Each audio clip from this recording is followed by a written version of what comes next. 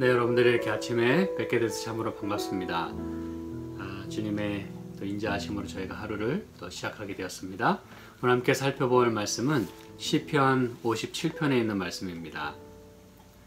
시편 57편 함께 읽으시고 또 말씀 나누도록 하겠습니다. 하나님이여, 나를 긍휼히 여기시고 나를 긍휼히 여기소서. 내 영혼이 주께로 피하되 주의 날개 그늘 아래서 이 재앙이 지나가기까지 피하리이다. 내가 지극히 높으신 하나님께 부르짖으며 곧 나를 위하여 모든 것을 이루시는 하나님께로다. 저가 하늘에서 보내사 나를 삼키려는 자의 비방에서 나를 구원하실지라. 셀라. 하나님이 그 인자와 진리를 보내시리로다. 내 혼이 사자 중에 처하며 내가 불사르는 자 중에 누웠으니 곧 인생 중에라. 저희 이는 창과 살이요 저의 혀는 날카로운 칼 같도다. 하나님이여, 주는 하늘 위에 높이 들리시며 주의 영광은 온 세계 위에 높아지기를 원하나이다. 저희가 내 걸음을 장애하려고 그물을 예비하였으니 내 영혼이 억울하도다. 저희가 내 앞에 웅덩이를 팠으나 스스로 그 중에 빠졌도다. 셀라. 하나님이여, 내 마음이 확정되었고 내 마음이 확정되었사오니 내가 노래하고 내가 찬송하리이다. 내 영광아 깰지어다. 비파야 수금아 깰지어다. 내가 새벽을 깨우리로다. 주여, 내가 만민 중에서 주께 감사하오며 열방 중에서 주를 찬송하리이다. 대저 주의 인자는 커서 하늘에 미치고 주의 진리는 궁창에 이르나이다. 하나님이여, 주는 하늘 위에 높이 들리시며 주의 영광은 온 세계 위에 높아지기를 원하나이다. 아멘. 오늘은 저희가 시편 57편의 그 표지에 있는 말씀을 함께 보면서 이 부분을 중심으로 좀 말씀을 나누도록 하겠습니다. 다윗의 믹담시 영장으로 알다 스엣에 맞춘 노래, 다윗이 사울을 피하여 굴에 있던 때에 라고 되어 있어요. 그래서 방금 읽으신 이 말씀을 다윗이 사울을 피해서 굴에 있을 때에 지은 시구나, 그것을 우리가 이해하면서 이 말씀을 다시 한번 읽는다면 아마 더 많은 이해가 있을 것이라고 생각이 듭니다. 오늘은 특별히 이 표제 중에서 알다 스엣에 맞춘 노래에 좀 더 우리가 초점을 좀 맞춰보려고 하는데요. 왜냐하면 다윗이 이것을 그 음악적인 기호, 음악적인 그 곡조에 맞춰서 이 노래를 불렀다는 것이에요. 근데 그것이 이제 알다 스엣에 맞췄다 그랬어요, 이 노래를. 그러면 이렇게 다윗이 사울을 피해서 도망가면서 이 목숨이 위태로운 그런 가운데서 이렇게 이 시편 57편을 지었을 때 그것이 노래로 불려질 때 어떤 음악에 맞추어서, 어떤 그 곡조에 맞추어서 불렀느냐가 이제 여기서 말씀하는 알다 스엣에 맞춘 노래다, 그렇게 되어 있는 것이에요. 이 알다 스엣에 맞춘 노래는 이 57편과 또 58편 그리고 59편 그리고 이제 뒤에 75편에 그렇게 네 군데가 등장합니다. 그래서 우리가 이것을 먼저 잘 이해하는 것은 앞으로 우리가 또 다른 시편을 이해할 때도 큰 도움이 되겠어요. 그러면 이 알다 스엣이라고 하는 게 무슨 의미인가? 우리는 혹시 여러분이 그 영문 성경을 같이 보시게 된다면 이제 그 뜻을 번역해서 이제 이 표지에 이렇게 기록해 놓은 걸 여러분이 보실 수가 있을 거예요. 그래서 여기 보면은 To the tune of Do not destroy of David 이렇게 돼 있어요. 멸하지 마옵소서라고 하는 그 노래 곡조에 맞춰서 이 시를 지었다고 하는 것입니다. 그래서 우리가 이것을 이해하게 된다면 이 시의 성격을 잘 이해할 수 있게 된다는 것이죠. 그러면 이 알다 스엣이라고 하는 것이 성경 다른 곳에도 등장하지 않겠습니까, 여러분? 다윗이 여기에 맞춰서 불렀다고 하는 것은, 그래서 이 알다 스엣이 쓰인 용례를 이렇게 몇 군데 보면은 맨 처음에 신명기에 나옵니다. 이것이 신명기 9장 25절부터 보시면 어떤 상황 가운데서 이 알다 스엣이라고 하는 단어가 사용이 됐는지를 이제 여러분이 보시게 되는 거예요. 25절 보시면 그때 여호와께서 너희를 멸하겠다 하셨으므로 내가 여전히 40주야를 여호와 앞에 엎드리고 26절 여호와께 간구하여 가로되 주 여호와여 주께서 큰 위엄으로 속하시고 강한 손으로 애굽에서 인도하여 내신 주의 백성 곧 주의 기업을 멸하지 마옵소서 이렇게 돼 있어요. 예. 이게 이제 그 의미인 것입니다. 예. 이 말씀의 배경은 이제 이스라엘 백성이 이 광야에서 또 송아지를 만들고 하나님의 마음을 아프시게 합니다. 그때 하나님께서 내가 너희를 다 멸하겠다 이렇게 말씀하셨을 그때에 내가 여전히 40주야를 여호와 앞에 엎드리고 이런 심정으로 이제 모세가 이 말씀을 지금 기록하고 있는 거예요. 지금 기도하지 않으면 하나님께서 이 백성을 다 멸하실지도 몰라요. 그래서 모세는 40주야를 이렇게 여호와께 간구하여 가로되 주께서 이 큰 위엄으로 백성을 다 속하고 애굽에서 인도해내지 않았습니까? 그러니 이 백성을 당신의 기업을 멸하지 마옵소서. Do not destroy. 그래서 27절에도 보면 주의 종 아브라함과 이삭과 야곱을 생각하사 이 백성이 강팍과 악과 죄를 보지 마옵소서.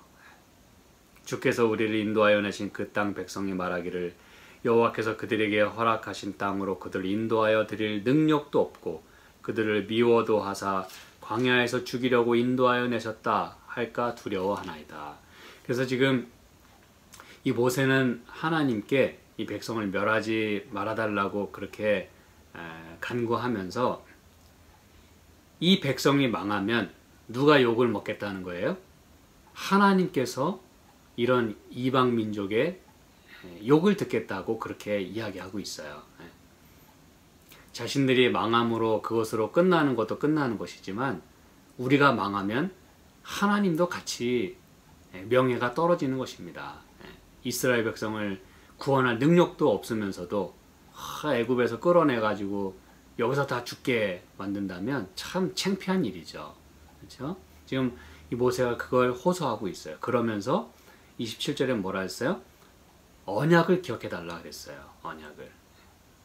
이 백성은 당신의 백성이고 그리고 약속하신 대로 이 백성을 용서하시고 끝까지 가나안으로 인도해 주소서 이렇게 지금 간구하고 있는 거예요.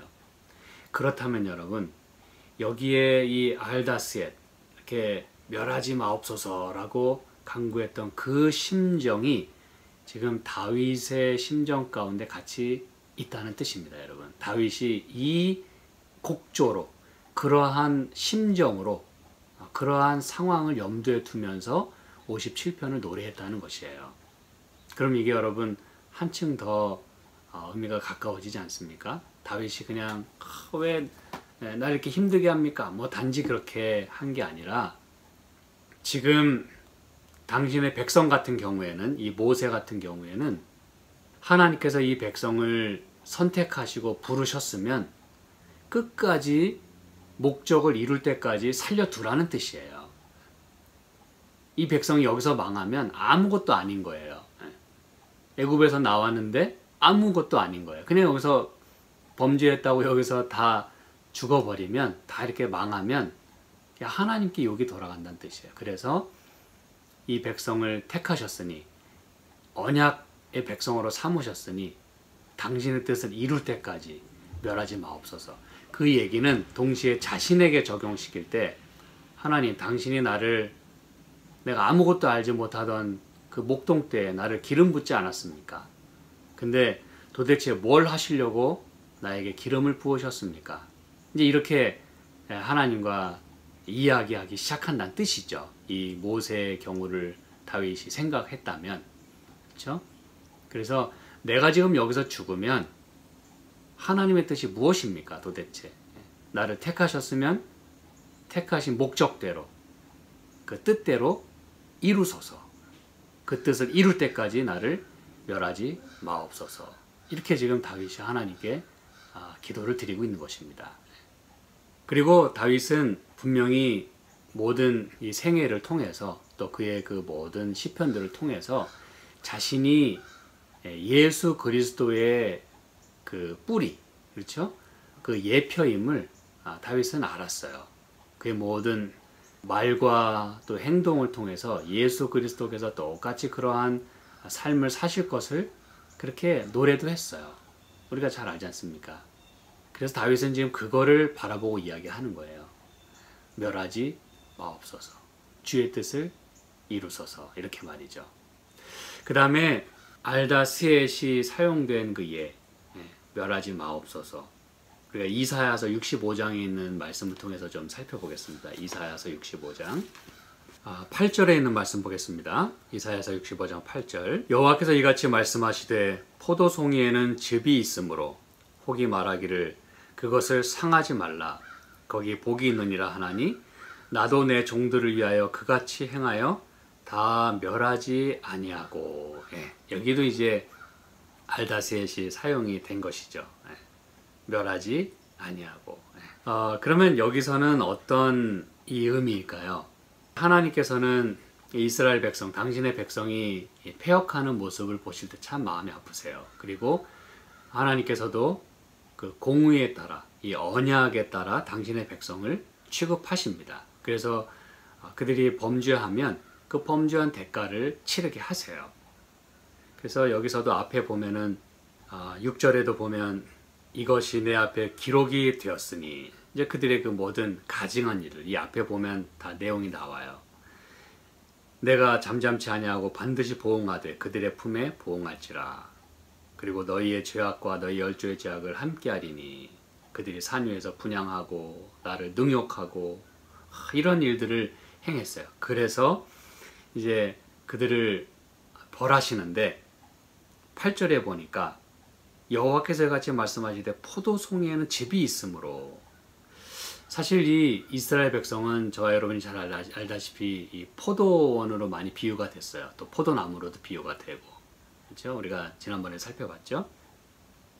근데 이렇게 다 마르고 상하고 다 이렇게 멸하게 된 그러한 상황 가운데서 하나님이 이제 뭘 보시는 거예요?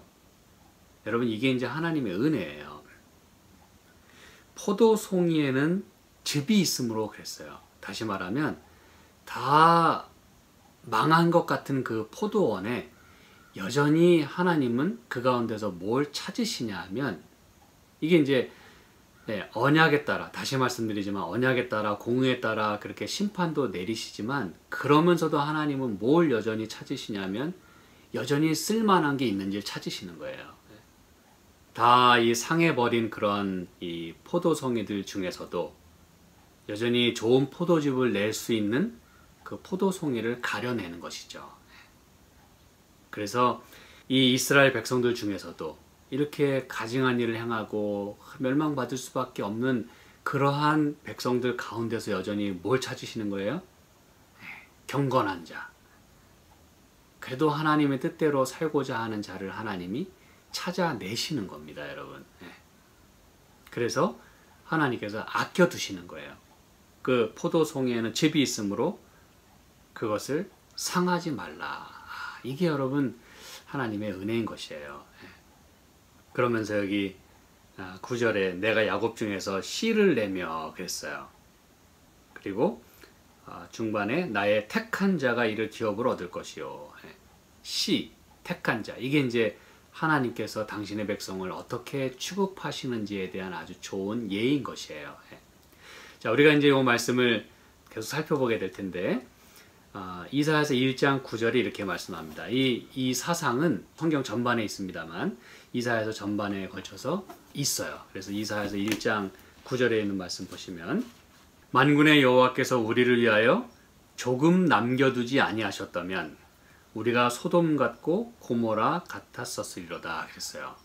여러분, 하나님께서 이렇게 spare, 이 자비하심으로 이렇게 남겨두지 않으시면 그냥 다 망하는 것이에요. 아무 희망이 없는 것입니다.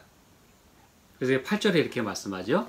딸 시온은 포도원의 망대같이 원두밭의 상직막같이 에워싸인 성읍같이 겨우 남았도다.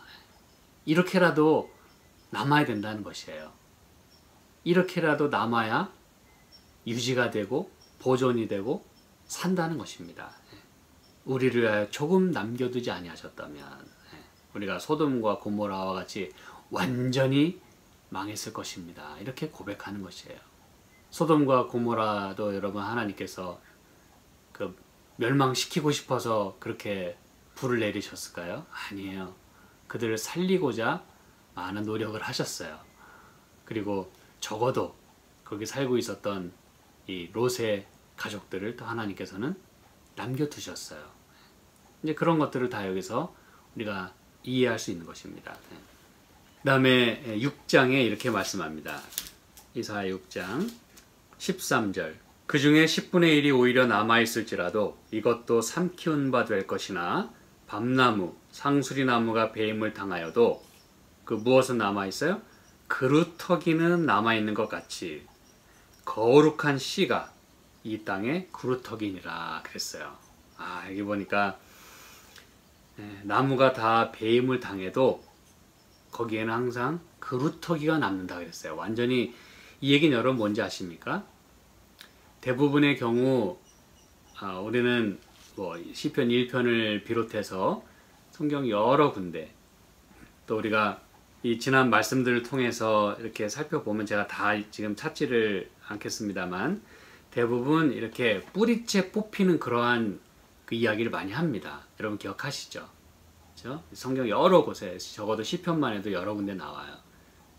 뿌리째 뽑히는 그런 이야기가 많이 나오는데 여러분 뿌리째 뽑히면은 아무것도 남아있지 않는 겁니다. 그냥 존재 자체가 없어지는 거예요. 그건 진짜 완전히 망하는 것입니다. 그런데 감사한 것은 여기 이렇게 나무가 배임을 당한다 그랬어요. 근데 이 배임을 당하면 아픔이 있고 그것이 심판일지라도 거기에는 은혜가 있는 것이에요. 자비가 있어요. 왜요? 그루터기는 남기 때문에 그렇습니다.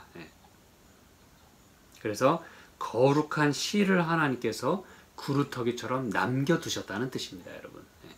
하나님께서는 이렇게 항상 그런 남은 자를 갖고 계세요. 여기서 이제 거룩한 씨라고 그렇게 했는데 여러분 이 거룩한 씨는 그 씨라고 하는 것이 갖고 있는 그 단어의 의미 그것은 생명력을 의미하고 번성의 의미거든요. 매우 작을지라도 무슨 얘기인지 아시겠죠? 그래서 거룩한 씨로 남겨두셨다는 얘기는 그 씨를 통해서 계속해서 생명이 끊이지 않을 것을 우리는 당연히 쉽게 이해할 수 있어요. 그래서 하나님께서는 이 로마서 11장에도 보면 바울이 이 말씀을 그대로 인용을 합니다. 하나님께서 당신의 그 남은 백성을 구원하는 백성을 남겨두신다고 하는 개념으로 이 거룩한 씨에 대한 얘기를 신약 성경에도 말씀합니다. 그렇기 때문에 여러분 여기 37장 31절에 이렇게 말씀하는 거예요.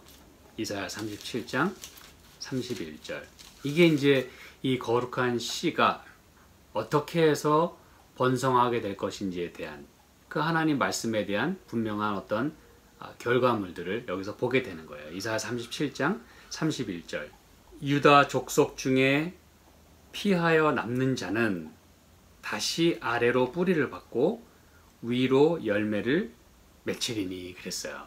이게 이제 여러분 하나님의 은혜인 것이에요. 이렇게 하나님이 남겨두시는 그런 자는 다시 아래로 뿌리를 받고 위로 열매를 맺힌다 그랬어요. 이러면 되지 않습니까 여러분? 다시 뿌리를 받고 그래서 그 나무가 다시 자랄 수 있게 되어서 거기서부터 열매가 맺히게 되는 위로 쭉쭉쭉 뻗어가는 그런 모습을 우리에게 연상시켜 줍니다. 그렇죠? 이는 남는 자가 예루살렘에서 나오며 피하는 자가 시온에서 나올 것입니다. 그러면서 만군의 여호와의 열심히 이를 이루시리이다 그랬어요. 여러분 다윗이 이제 다른 시편에 이사야에서 있는 말씀 더 살펴보겠습니다만 여러분 다윗이 그 알다스엣 이 곡조에 맞춰서 이 시편 50시편을 노래했다고 하는 것은 이 사상들을 다 그가 가지고 있었다는 것이에요. 하나님께 이걸 지금 호소하고 있다는 것입니다. 여러분 거룩한 씨처럼 남겨두어서 하나님의 열심히 이를 이루시고 정말 하나님의 이름이 높여질 때까지 그래서 이제 57편에 보면 하나님의 이름이 높여진다는 그런 구절들이 나오지 않습니까? 그렇죠? 이제 내일 저희가 살펴볼 것이에요. 그래서 주의 이름이 영광을 받으실 때까지 멸하지 말아달라고 하는, 남겨달라고 하는 그런 간절한 마음으로 그렇게 노래하고 있는 것이에요. 자, 이사야서 있는 말씀 하나 더 볼게요. 10장 20절 21절 봅니다. 그날에 이스라엘의 남은 자와 야곱 족속의 피난한 자들이 다시는 자기를 친 자를 의뢰치 아니하고 이스라엘의 거룩하신 자 여호와를 진실이 의뢰하리니 21절 남은 자 곧 야곱의 남은 자가 능하신 하나님께로 돌아올 것이라. 이게 이제 하나님께서 남겨두신, 다 멸하지 않고 남겨두신 그 자들이 이젠 누구를 확실하게 의지하게 될 것인가? 그건 바로 이스라엘의 거룩하신 여호와를 진실이 의뢰하리니, 그렇게 의뢰해야만 망하지 않고 살 수 있음을 깨닫게 된다는 것이에요. 그래서 그들이 능하신 하나님께로 돌아올 것이라. 이렇게 돼야 되는 것입니다. 다윗도 지금 이렇게 남겨달라고 하는 것을 기도하는 거예요. 또 뭐 11장에도 같은 말씀이 있습니다. 10절, 11절, 12절, 16절에 보면은 하나님께서 그 남은 백성을 돌아오게 하시고 모으시고 하나님께로 돌아오게 되겠다고 하는 그런 놀라운 말씀을 여기 하고 계시는 거예요. 자, 그러면 이제 이사야 65장 8절로 다시 한번 돌아가도록 하겠습니다. 이사야 65장 8절. 이게 이제 알다스햇이 두 번째로 사용된 예인데, 여호와께서 이같이 말씀하시되 포도송이에는 즙이 있으므로 혹이 말하기를 그것을 상하지 말라. 거기 복이 있느니라 하나니. 여기 포도송이에 하나님께서 즙을 찾으셨다 그랬어요. 그렇죠? 근데 이 포도송이는 여러분 어떤 포도송이입니까? 이 지금 이사야서에서만 적어도 말하고 있는 그 이스라엘 백성을 상징하는 그 포도송이. 우리가 일전에 살펴봤습니다만 5장 4절에 보니까 자, 이제 하나님께서 어떻게 이렇게 남겨두시고 당신의 백성을 이렇게 사랑하시는지를 여기서 이제 더 보게 되는 것이에요. 이사야서 5장 1절부터 저희가 일전에 몇 번 살펴봤었죠. 그렇죠? 그런데 딱 보니까 이제 여러분이 뭔지 아시겠죠? 하나님께서는 기름진 산에 분명히 극상품의 포도를 심으셨는데 막상 나온 건 뭐가 나왔다고요? 2절에도 보니까 들포도를 맺혔도다. 좋은 포도를 기대했는데 아주 bad fruit, 아주 안 좋은, 말도 안 되는 그런 열매가 나왔다는 것이에요. 그렇죠? 4절에도 내가 좋은 포도 맺기를 기다렸거늘 들포도를 맺힘은 어찌 민고 그랬어요. 자, 그렇다면 이사야 65장 8절에 나오는 포도송이에는 즙이 있으므로 라고 할 때 그 포도송이는 무슨 포도송이라고요? 들포도송입니다, 여러분. 아주 나쁜 포도송이에요. 신포도, 들포도. 이건 극상품의 그 포도송이를 기대했는데 그것이 아닌 다른 게 나온 거예요. 그래서 사실은 이 들포도와 신포도는 다 갖다 버려야 되는 것이에요. 다 갈아 엎어야 되는 것이에요. 포기해 버려야 되는 것이에요. 그런데 하나님께서는 그 가운데서 뭘 찾으시는 거예요? 혹시라도 즙이 있는, 아직도 맛을 낼 수 있고 아직도 그 남아있는 그 좋은 즙을 낼 수 있는 그 좋은 포도를 찾아보시는 거예요. 그러면서 그걸 보시고는 뭐라고 말씀하세요? 상하지 말라. 이건 멸해서는 안 된다. 이렇게 말씀하시는 거예요. 여러분, 모두가 다 들포도를 맺었다면 모든 것이, 근데 그 중에서 그 포도송이를 찾으셨다는 건 뭘 말하는 거예요? 찾고 찾지 않는 한 발견하기 어렵다는 걸 우리는 상식적으로 이해할 수 있어요. 다시 말하면 포기하지 않았기 때문에 그 들포도를 맺힌 상황에서도 여전히 좋은 즙을 낼 수 있는 포도송이를 발견할 수 있었다는 것이에요. 이게 여러분 하나님의 사랑 아닙니까? 본성상 우리는 다 들포도를 맺히게 됐어요. 하나님의 은혜를 저버리고 엉뚱한 우리의 의를 내게 됐고 아주 그 못난 그런 것들이 우리의 삶 속에서 계속 열매를 맺혀요. 상식적으로 보면 우리는 다 그냥 망할 수밖에 없는 것이죠. 버림을 받아야 돼요. 진노를 받고 심판을 받고 끝나야 됩니다. 그런데 하나님은 여전히 그 가운데서도 포도송이의 그 즙을 발견하세요.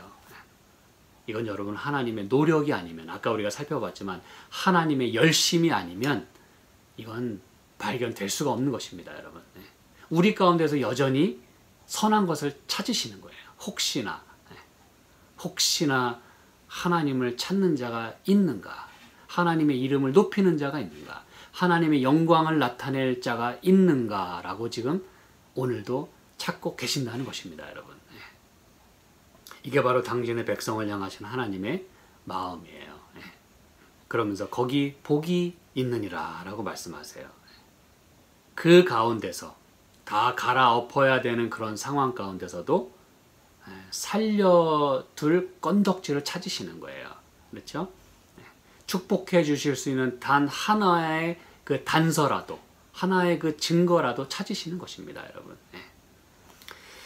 이것은 요한계시록 7장에 있는 말씀을 우리에게 연상시킵니다. 요한계시록 7장, 우리가 이제 7장에 있는 말씀 보면서 말씀을 요약하겠습니다. 요한계시록 7장 3절에 보시면 이렇게 말씀합니다. 가로되 우리가 우리 하나님의 종들의 이마에 인치기까지 땅이나 바다나 나무나 해하지 말라 하더라. 이 말씀은 우리가 잘 알다시피 1절에 내 천사가 땅 내 모퉁이에 선 것을 보니 땅의 사방의 바람을 붙잡고 있다 그랬어요.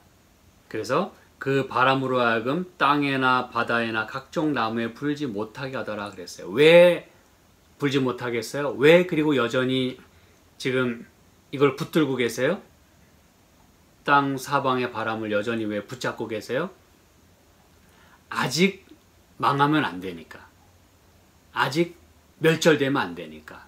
지금 그 땅 사방의 바람을 놓으시면 아무도 살 수가 없어요. 그냥 그것이 심판이고 그것이 이제 멸망 자체를 의미하는 것입니다. 근데 아직 하나님께서는 이 땅 사방의 바람을, 이 요한계시록에서의 바람은 뭘 상징해요? 재난이나 심판이나 멸망, 이런 것들을 의미합니다. 아직 그것을 붙잡고 계시는 거예요. 그 모습을 보여주시면서 2절에 또 다른 천사가 살아계신 하나님의 인을 가지고 해 돋는 데서부터 올라와서, 이분은 누구세요? 예수님이십니다. 우리가 일전에도 한번 살펴봤습니다만 앞으로도 또 살펴볼 거예요. 이분은 바로 예수님이세요. 올라와서 땅과 바다를 해롭게 할 권세를 얻은 네 천사를 향하여 큰 소리로 외쳐 가로되, 여러분 성경에 이렇게 큰 소리로 외친다는 것은 굉장히 긴박하고 아주 지금 간절한 마음으로 이렇게 지금 외치시는 거예요. 절박하게 해하지 말라, not yet, 이렇게 지금 큰 소리로 외치시는 거예요. 왜 그래요? 우리 하나님의 종들의 이마에 인치기까지. 이게 여러분 포인트고 목적이에요. 왜 하나님이 아직도 우리를 이렇게 지키시고 여전히 생명을 주시고 이 땅에 아직 요만큼이나마 이렇게 재난이 임하도록 허락하시는 거예요? 당신의 종들의 이마에 인치기까지. 당신의 종들에게서 하나님의 모습을 볼 때까지, 하나님의 거룩한 품성을 소유할 때까지, 하나님의 이름을 높이게 되는 당신의 백성을 찾을 때까지 아직은 멸하지 말라고 하는 하나님의 이 간절한 마음, 그 은혜와 자비가 이 속에 들어있는 것입니다. 여러분, 아직은 해하지 말라. 베드로서 3장에도 우리는 그 얘기를 잘 알고 있죠. 그렇죠? 왜 하나님이 아직도 이 땅에 오시지 않고 계시는가? 왜 예수님의 재림이 이렇게 늦어지는 것처럼 보이는가? 왜 그렇다 그랬어요? 여러분 잘 아시죠? 베드로서 3장 9절, 주의 약속은 어떤 이에 더디다고 생각하는 것 같이 더딘 것이 아니라, 그게 늦어서 늦은 게 아니고 막 헐레벌떡 뛰시는데도 늦는 게 아니고, 오직 너희를 대하여 오래 참으사 아무도 멸망치 않고 다 회개하기에 이르기를 원하시느니라. 왜? 사실 여러분, 예수님은 도적같이 오실 수 있는 분이에요. 주의 날은 도적같이 임하겠다 그랬어요. 그분이 늦으셔야 될 이유가 하나도 없어요. 그런데 여전히 사람의 보기에 왜 이렇게 더디지? 라고 생각하게 되는 그 이유는 하나님이 아직도 구원받을 사람을 찾고 계시기 때문에 그렇다 그랬어요. 다 회개하기에 이르기를 기다리신다 그랬어요, 여러분. 이 하나님의 자비가 아니고 무엇입니까, 여러분? 그렇죠? 그래서 요한계시록 7장에 다시 가보면 아직 해하지 말라 그러면서 이제 그 인맞은 자의 수를 여기 말하고 있고 그들이 어떤 자인지를 쭉 언급을 합니다. 이제 계시 가운데 이제 인을 다 맞은 사람들을 보여주면서 그들은 9절에 보면 흰 옷을 입고 종려가지를 들고 보좌 앞과 어린 양 앞에 서서 구원하심이 주께 있다라고 노래하고, 그렇죠? 13절에 이들이 누굽니까? 14절 내가 가로되 내 주여 당신이 알리이다 하니 그가 나더러 이르되 이는 큰 환란에서 나오는 자들인데 어린 양의 피에 그 옷을 씻어 희게 하였느니라. 큰 환란을 통과한 자들이래요. 여러분, 다윗도 엄청난 이 고난을 지금 당하고 있어요. 그렇죠? 때로는 까닭 모를, 욥도 그랬죠. 왜 내가 이런 고통을 당해야 되는지 알지 못한 채 그렇게 당하는 것이에요. 경험하는 것입니다. 그러나 이렇게 다 하나님의 인도하심 속에서 인맞고 그렇게 구원받는 사람들은 큰 환난을 통과하는 자들이라 그랬어요. 환난 없이 여러분 영광은 주어지지 않습니다. 십자가 없이 멸류관은 주어지지 않습니다. 그렇죠? 그러면서 15절에 보니까 그러므로 그들이 하나님의 보좌 앞에 있고 또 그의 성전에서 밤낮 하나님을 섬기매. 이게 여러분 사실 다윗이 그렇게 바라던 것 아니었습니까? 그렇죠? 우리는 그 다윗의 간절한 마음을 여전히 생생히 기억합니다. 근데 이렇게 환난을 통과해서 구원을 받은 자들은 밤낮 하나님의 전에서 하나님을 섬긴다 그랬어요. 살아남아서 끝까지 멸하지 않고 멸망하지 않고 살아남아서, 그렇죠? 그래서 17절 이는 보좌 가운데 계신 어린 양이 저희의 목자가 되사 생명샘으로 인도하시고, 이게 이제 다윗이 그토록 원했던 거죠. 그렇죠? 여호와는 나의 목자시니 내가 부족함이 없으리로다. 그가 나를 푸른 초장에 누이시며 쉴 만한 물가로 인도하시는도다. 하나님께서 저희 눈에서 모든 눈물을 씻어 주실 것이미로라. 여러분, 이겁니다. 멸망하지 않고 끝까지 살아남아서 그 모든 환난을 통과하는 중에 얼마나 많은 눈물을 흘리고 얼마나 많은 괴로움을 경험하고 얼마나 많은 그 속상함을 경험합니까? 내 목숨을 해하려고 하는 그 상황에서 하나님 멸하지 마소서. 그 간절한 바람은 바로 끝까지 남아서 이렇게 하나님께서 우리의 모든 눈에서 눈물을 씻어주실 그것을 바라보면서 그 결말을 우리가 경험하기를 우리가 원하는 것이에요. 그리고 그런 자들은 하나님께서 이렇게 눈물을 닦아주신다 그랬어요.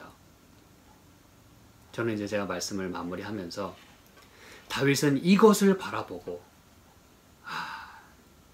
이걸 바라보고 하나님께 기도를 드리는 것이에요. 알다스엣에 맞추어서 멸하지 마소서. 그 간절한 마음이 오늘 많이 느껴집니다. 이 시편 57편 표제에서 우리가 보듯이 알다스엣에 맞췄고 다윗이 사울을 피하여 굴에 있던 때에 이 노래를 불렀어요. 죽음의 위기라는 것이죠. 그러면서 1절에 하나님이여 나를 긍휼히 여기시고 나를 긍휼히 여기소서. 이렇게 두 번이나 하나님의 긍휼하심을 간구합니다. 이건 하나님의 긍휼하심이 아니면 내가 살 수가 없다는 거예요. 살아남을 수가 없다는 것입니다. 하나님의 긍휼하심만이 유일한 희망이고 유일한 위로라는 것이에요. 살 길이라는 것입니다. 하나님의 긍휼하심으로 남겨달라고 지금 다윗은 그렇게 애써 부르짖는 것입니다. 사랑하는 여러분, 우리가 하나님께 남겨주세요. 멸하지 마세요. 알다스엣 멸하지 마소서라고 부르짖을 때 하나님의 대답은 무엇이에요? 하나님께서 이렇게 소리치십니다. Do not destroy it. 상하지 말라. 거기에는 복이 있느니라. 하나님 아버지, 저희를 남겨주시옵소서. 그래서 주의 이름이 높여지고 영광 받으시고, 또 우리가 다 구원받아 하늘에 이르러 주님을 밤낮 섬기고 우리의 눈에서 모든 눈물을 씻겨주실 때까지 우리를 살려주시고 우리를 구원하여 주시옵소서. 오늘도 우리가 그러한 구원을 경험하는 사람들로서 어떠한 삶을 살아야 될지를 분명히 생각하는 가운데 하루를 저희가 주님과 동행할 수 있도록 축복하여 주시옵소서. 인 맞는 자의 삶을 저희가 살 수 있도록 축복하여 주시옵소서. 예수님의 이름으로 기도합니다. 아멘.